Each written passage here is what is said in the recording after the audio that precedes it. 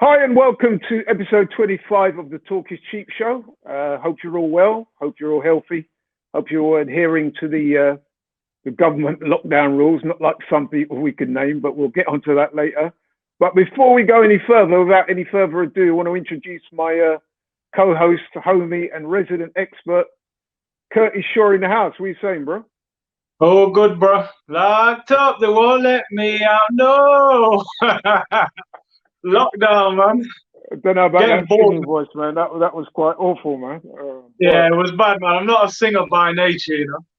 Yeah. But you're trying to sing still. So what you been up to? Boy, not a lot, you know. Front room, kitchen, bedroom, bathroom. Yeah, rest up, man. I'm getting bored. Getting bored of it now, man. Well, at least you're healthy and safe and well. You look so anyway. Yeah, so. That's it, yeah. But to move on with the show, for those of you who've been watching over the last couple of weeks, you'll know that we've adopted a new format since we're not in the studio together. And that format is basically whereby I've compiled a list of things to talk about in advance of the show. And Curtis here, being our resident expert, we're going to throw those at him and see what he's got to say, chop it up, and then hopefully the viewers will be somewhat entertained. So what are you saying, Curtis? You ready for this? Yeah, man. Yeah, good to go, man. Let's go. Lots to talk about. There is lots to talk about indeed. Football being the gift that keeps giving. Right. So earlier in the week, we heard of the government's, actually, it wasn't the government, it was the Premier League representatives. They all met up recently. And they've come up with what they call Project Restart, which is basically they're committed to finishing the season, and they're putting in place a series of measures that they hope will see football resume in early to mid-June. I think it's anywhere from the 8th to the week after, and then they want to end the season in late July, apparently. So there'll be a number of games that they need to finish off, and they want to do that. The games will be played behind closed doors. Apparently, they're looking at having testing on site, and one or two other things that they want to get the games going again. So, what was your thoughts on that initially when you heard about that? I mean, I'm not surprised. The Premier League ultimately, you know, it's a business. Money dictates it, and you know, the powers that be, they don't want to let this Premier League just fizzle away. It's going to be very difficult. I mean, we're entering May. We're still on lockdown. We're still at the peak of the pandemic. It seems very difficult to think that they'll be playing football by the 8th of June. So I think it's going to. And then I was sorry to interrupt, but I was going to sit by saying that the following day that was announced. Then we had the announcement by the French Football Federation, effectively saying, on the advice of their French medical officer over there and the government, that they're effectively banning all sporting events in France. So that means that the two leagues there in France will be effectively cancelled for this season. So then what that did, that kind of caught everyone on the hop. A lot of people weren't expecting that. And the French, I mean, you have to say that they're one of the top 5 leagues in Europe. After the Premier League, La Liga, Spain, Bundesliga, Serie A. And I would say the French league is probably 5th. So that was quite a big announcement. I mean, we know Holland have cancelled their season, but the French league is quite a significant league in Europe. There's some star players there, the likes of Mbappe, Neymar, and a few others I could name. So that was seen as quite significant, and that sort of led to a lot of debate over here. And a lot of people would say, well, actually, maybe the French have got it right and we've got it wrong, especially in view of the fact that if you look at the number of deaths that's taken place in Britain, it's roughly in parallel with France. In fact, I think we may even overtake them by the time this is over. So a lot of debate then on whether it's morally right to have the season resume. So Curtis, again, what was your thoughts on that? I know you were kind of going down that road about the sort of economic argument versus the moral argument. So expand on that. Let the people know what you feel about that, bro. I mean, first of all, we're all very bored, and we'd all love to see some football. Let's be honest. But if you put things into perspective, this is bigger than football. It's way bigger. This is about life, and I think morally, it's probably wrong to be trying to play football that soon. You know, the resources you need to use to get games of football going, the paramedics and things like that, they should be concentrating on the people they need to work on in the hospital and so on. So to have them occupied at football matches, also you're putting people at risk. As we said, you know, I fear if one person was to contract this whilst at football, you open in a whole other can of worms, if you like, and problems. So I think, look, we'd all love to see football from a selfish point of view, but realistically putting it into perspective, I don't think, you know, for me, I think the season should be, I think June the 8th certainly is too soon. Maybe it should be null and void, let's be honest. Yeah. Last week you were saying you wouldn't mind seeing the football come back. No, so from that thing that happened in France, it's kind of people's consciousness, isn't it? Because I must admit, when I heard the news from France, immediately I started to kind of second guess myself. I was thinking, you know what? They may have a point, because I was listening to the one of the health ministers from France, and he was saying, listen, there's absolutely no way we can have football at this time. We just cannot guarantee people's safety. And a bit like what you were saying there, he said it only takes a player or a few people to catch the virus, and then, you know, you're kind of thrown back again into the mix. So it's a real difficult one, man. Yeah, it really is. I mean, it's interesting, like we were saying, the two biggest leagues in Europe, the Premier League and La Liga, they're the two countries that seem to very much be pushing their leagues to restart. So, you know, it's not coincidental, you know, the money talks, man, the money talks. But yeah, I know certainly Gary Neville's been quite vociferous, and he was saying, listen, it all comes down to the dollar, or the pound sign as we are here. But yeah, he made it quite clear, and a number of people seem to be articulating that same viewpoint, that it's more about money than people's health and safety. Yeah. And looking at it, you know, it does seem now that the tide is turning a little bit away from, we was all getting excited for a minute, weren't we? Certainly I was. I was thinking, yeah, you know what? I would certainly welcome football coming back. But then when you see what the French have done, the Dutch have done it previously, but no disrespect to them, not too many people are taking it as seriously as when the French decision came through. So, yeah, I don't know, man. I don't really know where I stand on this. Because I mean, at some point we are going to have to try and get back to some kind of normalcy, aren't we? We have to, as a society. That's just facts. We have to. But is June the 8th too soon? I guess is what people are saying. For me, I think it is. I think, you know, if you've got 10 games left to play, you're going to come into contact with over 100 players effectively on that pitch.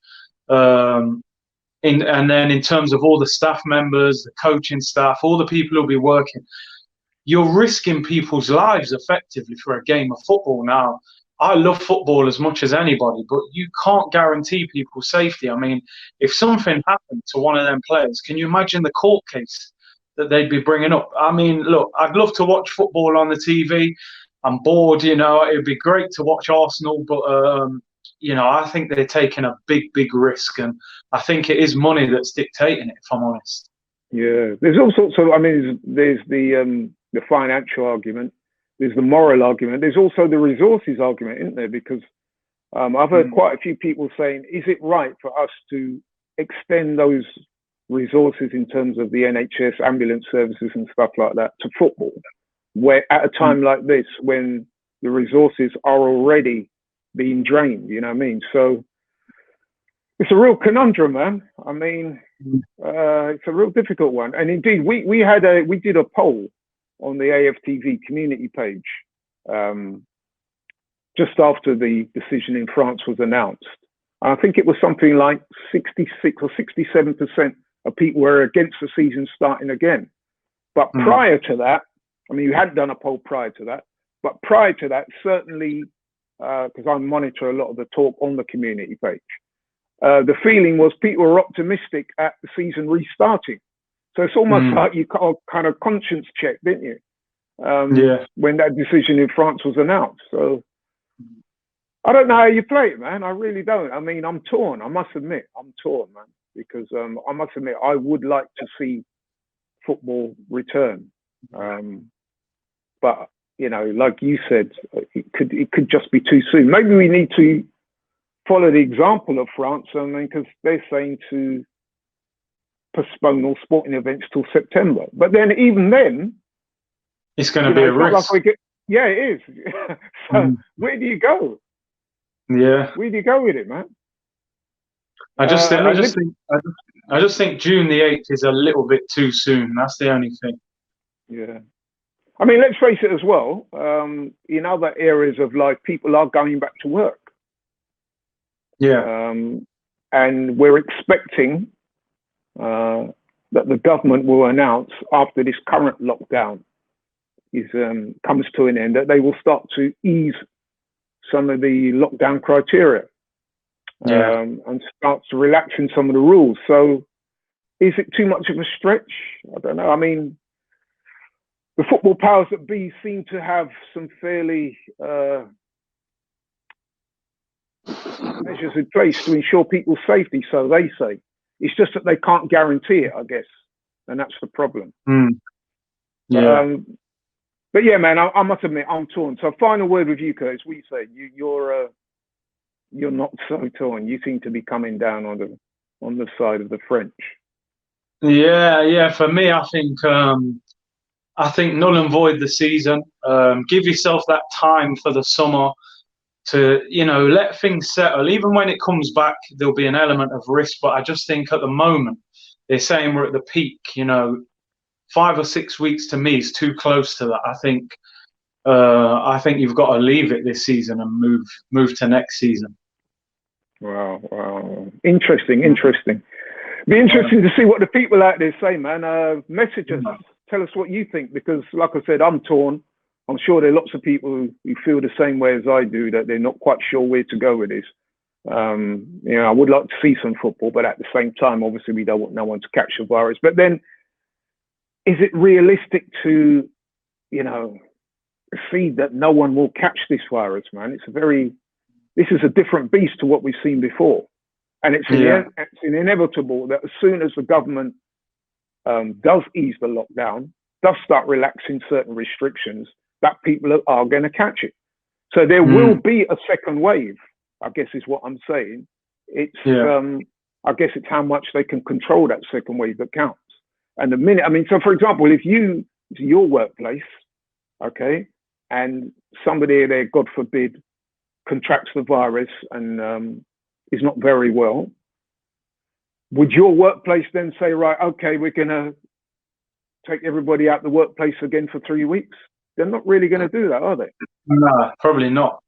So, probably not.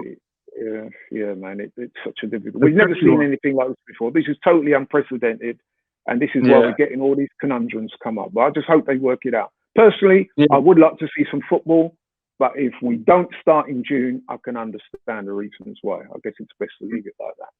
Okay, moving on then. Thanks very much for that, Curtis. Moving on. So, in the news this week, transfers, okay, you can't transfer daily, but we seem to be being linked with players, and certain players are being linked with moves away from the club. So let's start with the one that always keeps cropping up, the Aubameyang one. Last week, we spoke about the possibility of him going to Chelsea. That seemed to be the vogue news for that week. Then that kind of cooled off a little bit. Now we're hearing that due to the financial constraints, it's possible that he may stay. Curtis, what's your thoughts on that? Well, that'll be the best news we've had in a while if he stays, man. But like we were saying, will he stay and sit there until the end of next season and just try and walk away for free? Or will he actually put pen to paper on a new contract? You know, those two situations are very different. So yeah, maybe he will stay because you know, we've seen Barcelona this week saying that they'll be looking really for swap deals. They're not looking for major transfers. So he may be forced to stay where, you know, the big clubs don't really go for him. So, but Arsenal, they need to get him to sign a new deal. Yeah. I think the thing that, it's funny because the thing that may work in our favour is the fact that because of what's going on at present with COVID-19, etc., I'm hearing that it's obviously adversely affecting the finances of pretty much all clubs. Arsenal are no different. I'm hearing today that we're set for a projected loss of up to 20 million. Yeah. So on the one hand, you could look at it and say, well, there's no money to negotiate Aubameyang, the increase on his wages that he's seeking. But in another way as well, you could look at it like the big money moves could be a thing of the past, certainly for the near future.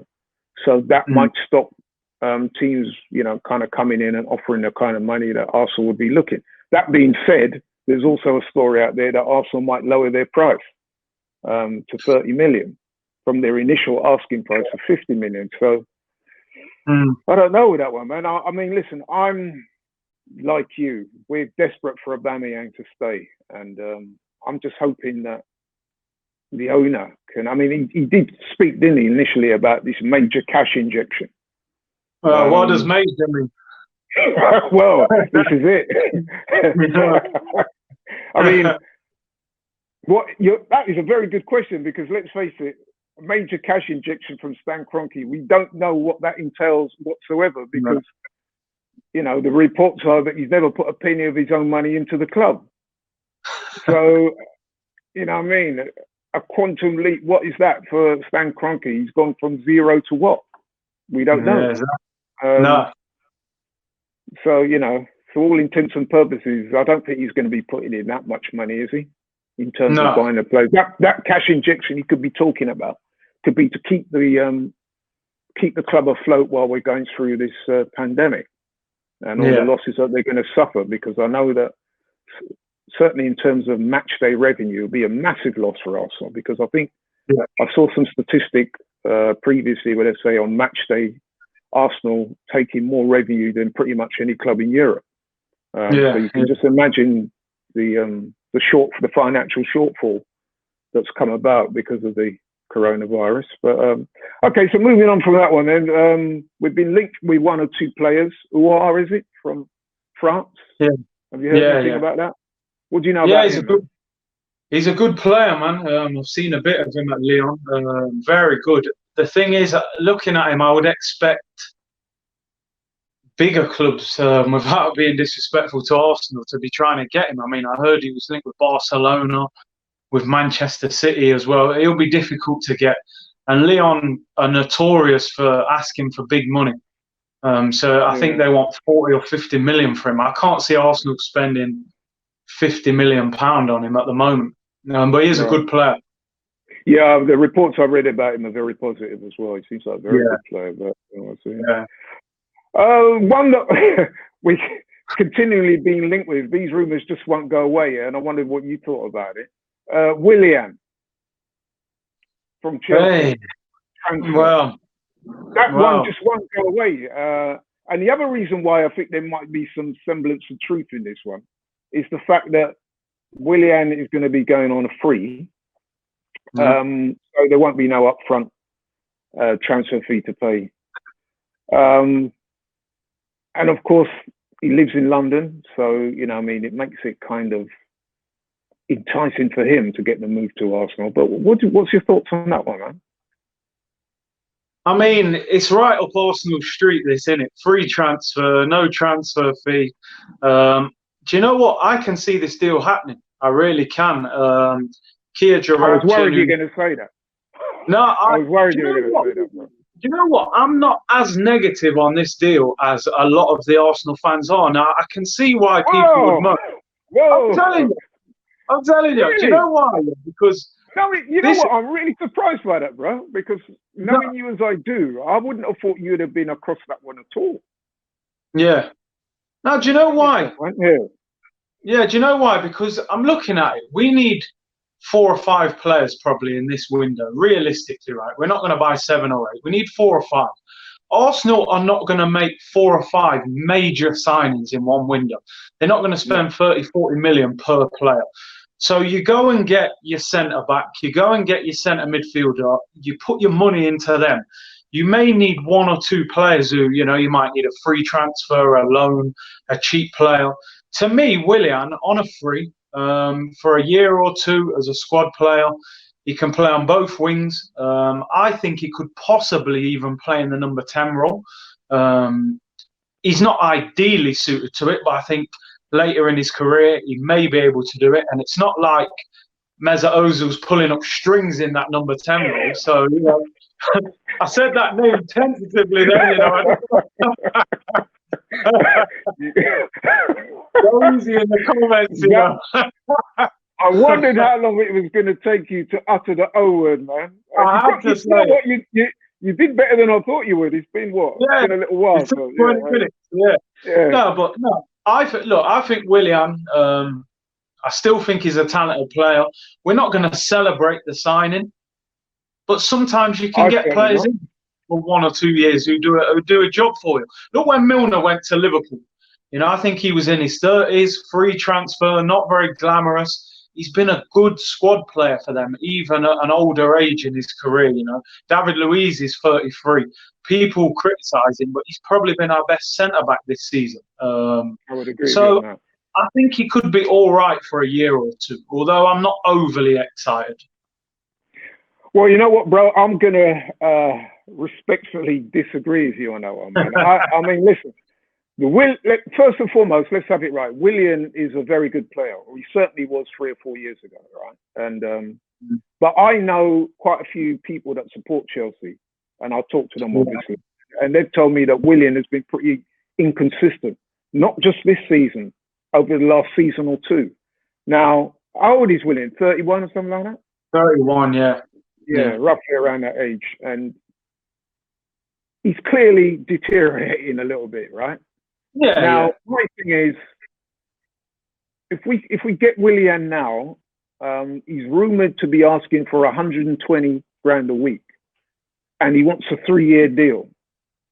So if my calculations are not too off base, that's roughly about 18.7 million over the 3 years. Is that a good return for Arsenal's investment of 18.5 million, especially at a time like we are now, especially at a time when the club are seemingly not willing to dig deep into their pockets to sort out a decent deal that would keep our best player, Aubameyang, at the club. And not only that, I think that in those positions that Willian would operate, we're not, you know what I mean? We've got Pepe and those guys coming through. You know, we've got Martinelli at the club, you know what I mean? We're not too bad off for wingers. You know what I mean? So I'm just really curious as to why the seeming wanting to go for Willian. I just don't get it, bro. I think in favour of that signing at all. That is not to say that Willian is not a good player, because he is a good player. Actually, you know what? He was my dad's favourite, one of his favourite players. Isn't it? But anyway, that's enough.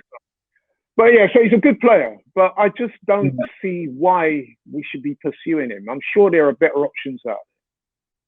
Why not use the money that's there to sort out Aubameyang, or to go after the likes of Partey and people like that? The thing is that Willian wage having? I don't think they're saying don't give Aubameyang that 100 and give it to Willian. I think the Aubameyang situation is more than money as well.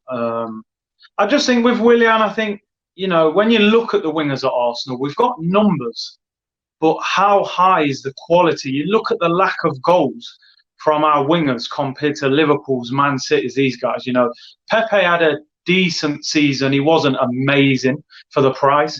Reece Nelson doesn't look up to the standard at the moment.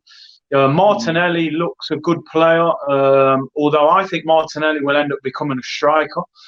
You've got Saka, who's a good winger, but his best form was at left back, and he also, you know, hasn't signed a new deal. So I still think we could improve in the wide areas, and I think that's why they're looking at it. But it just seems to me that the biggest attraction for us signing Willian seems to be his availability.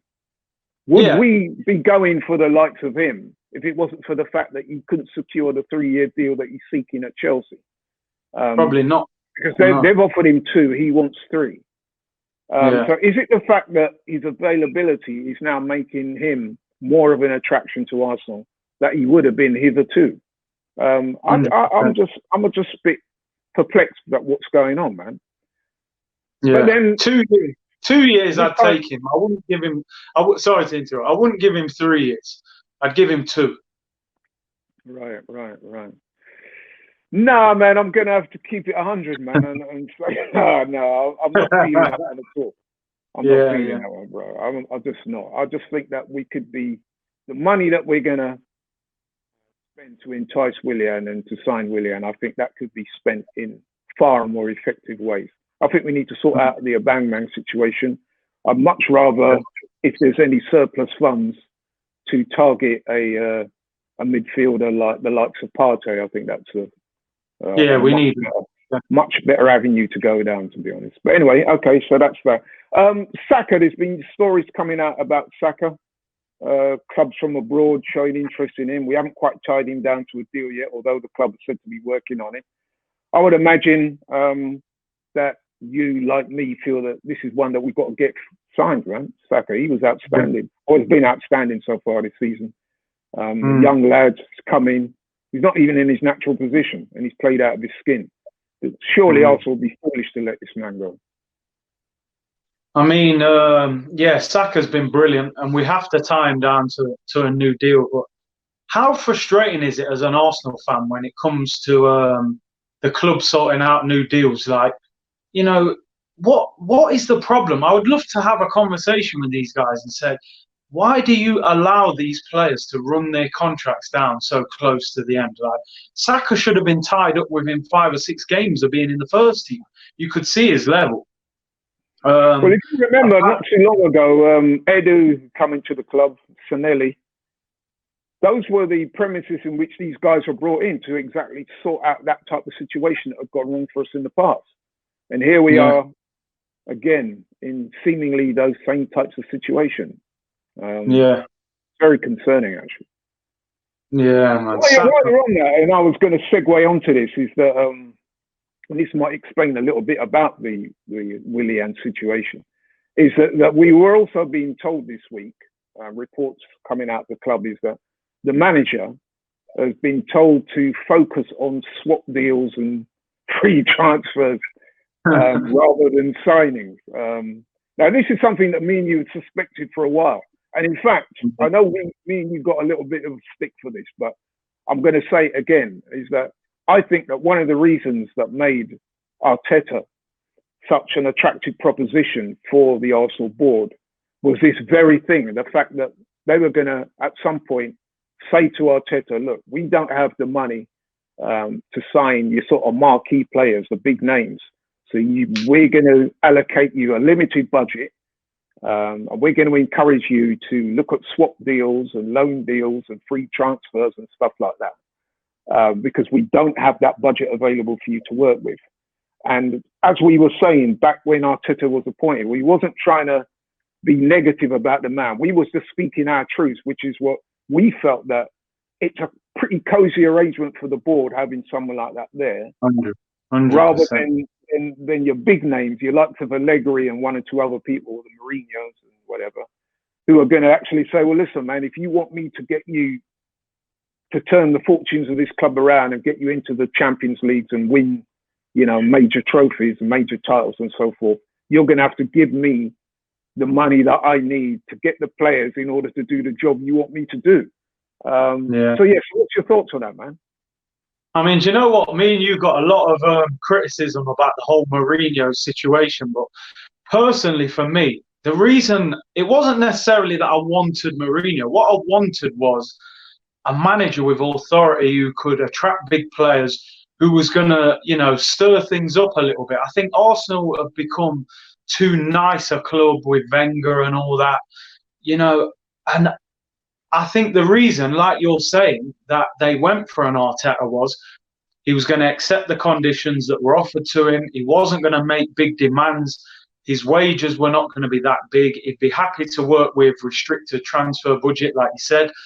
And I think we're seeing that now. And I feel like this was a plan. And this is also my worry about Aubameyang, why I feel the club may let him go, because I also think they may look at it and think, you know, we don't want to go down the Mesut Ozil route, give a 30-year-old 300 grand a week, even though Aubameyang is still performing at a high level. So I would give him that deal.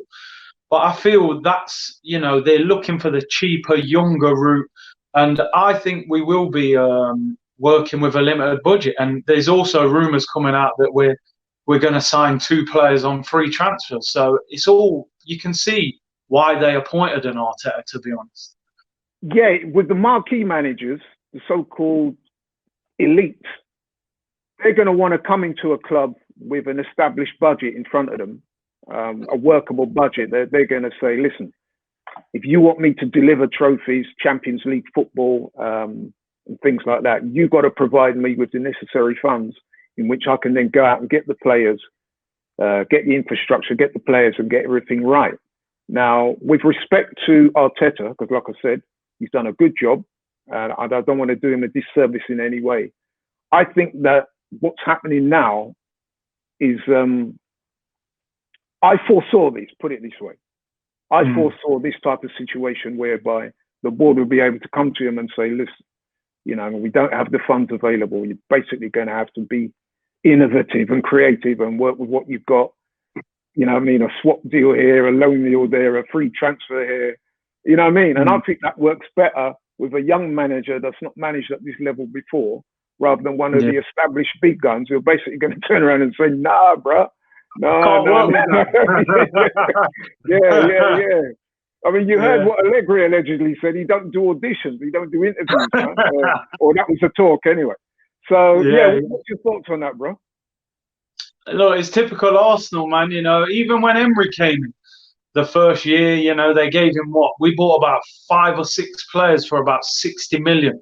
You know, Socrates, Lichtsteiner, all these, man, little cheap bargains. They're difficult circumstances to work with, and that's why I expect Arteta to be given, which is why I'm saying the Willian signing, I can see that kind of deal happening. Because he's got sort of... And that's what worries me about that Willian deal. Yeah. Worries me about that. Are we going down that road where we're going to be just looking at guys that are coming towards the end of their careers? You know, I mean, the Cedric Suarez deal was a weird one for me. You know what I mean? Yeah. I'm just a little bit concerned at the direction in which the club is going right now. We've got our best player, our star player, goal scorer. You know what I mean? We can't give him the money he wants, and we're going out there and giving Willian 120 grand a week. And nah, man, these things concern me. Good. Look, we need new owners overall. I don't care what anybody says. You look at Newcastle being overtaken now.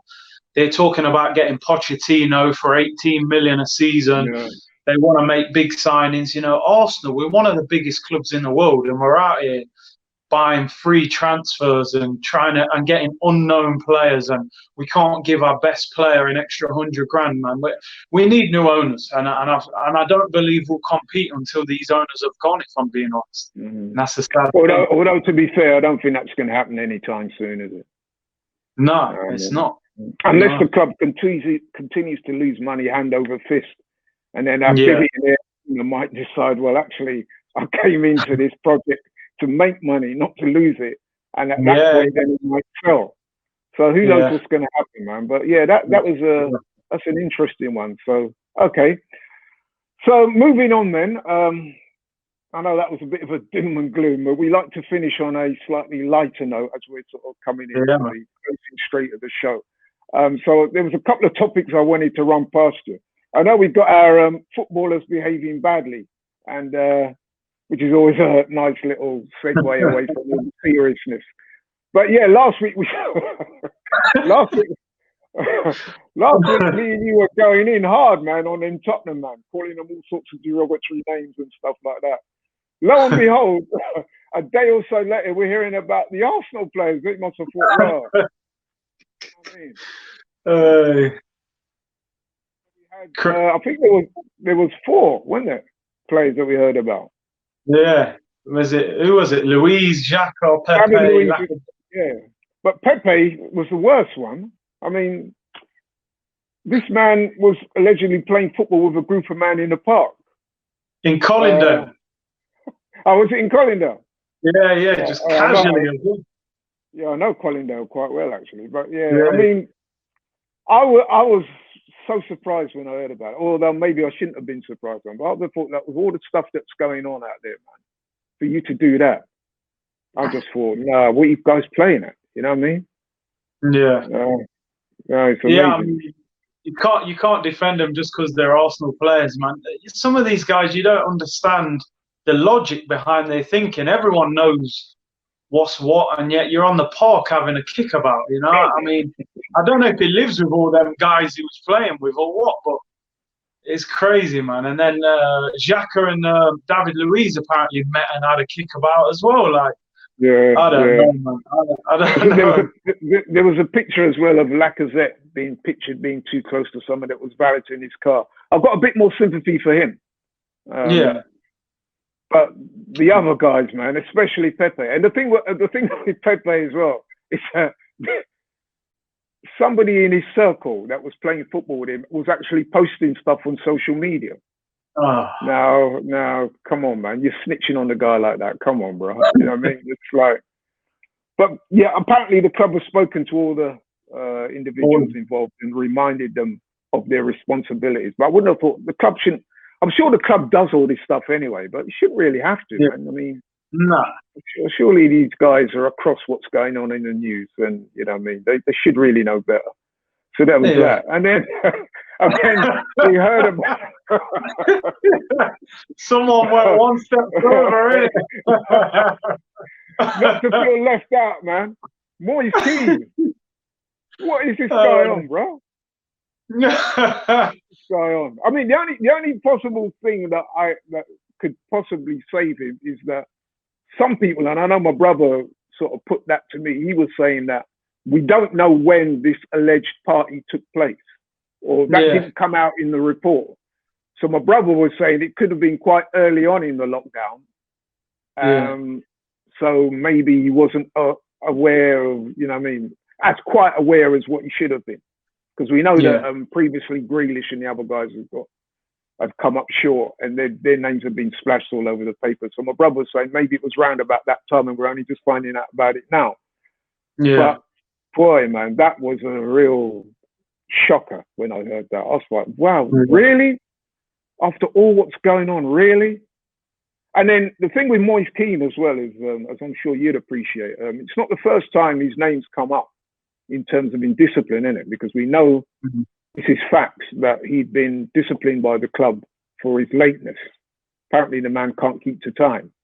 And he'd actually been left out of an Everton matchday squad because he'd offended more than once in terms of being late for team meetings and training and so forth. So, and then if you look at the language in which the club couched the statement around Keane, saying that they were appalled and, you know what I mean, it's out, you know what I mean, they used some fairly strong terms to describe it. I was like, right, looking at that, I'm thinking, to me, the way I interpreted that, I mean, you're an ex-footballer, you probably know more than me about this type of stuff, but the way I interpreted their language there was that they're looking to offload him, bro. Yeah, he's not exactly been a hit on the pitch either, has he? No, he's gone in the thing. He's gone. But we're appalled, and you know what I mean, the club will be fined the maximum amount of money and stuff like that. I'm reading between the lines. I'm thinking to myself, you know what? His future at Everton has probably been. He's back in Italy next season, bro. He's done. Yeah, man. These footballers, man.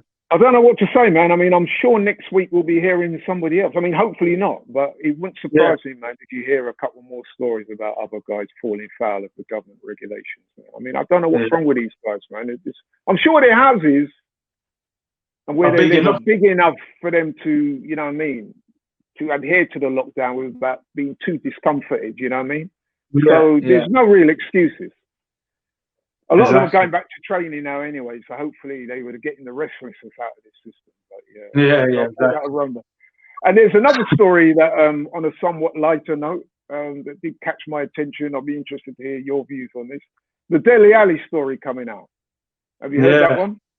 Yeah, I heard. Dele Alli has given an interview in which he states that he thinks that Tottenham-Chelsea rivalry is now a bigger game than the North London derby, which, I personally think is ridiculous. But Curtis, what's your thoughts on that? I mean, number one, I think he's trolling a little bit there. I think he's on the wind up a little bit when he's saying that. I think he explained something that when Chelsea did they draw or beat Tottenham a few years ago and Hazard scored the year that Leicester won the title. They had a real fierce game. I think there was 9 yellow cards in the game. And I think they've had a bit of hatred with each other since then. I also heard that some Tottenham and Arsenal players are actually friends off the pitch. So maybe there's a bit more of a... but I think you'll find that with derbies up and down the country, throughout the world. Yeah. That you will get players,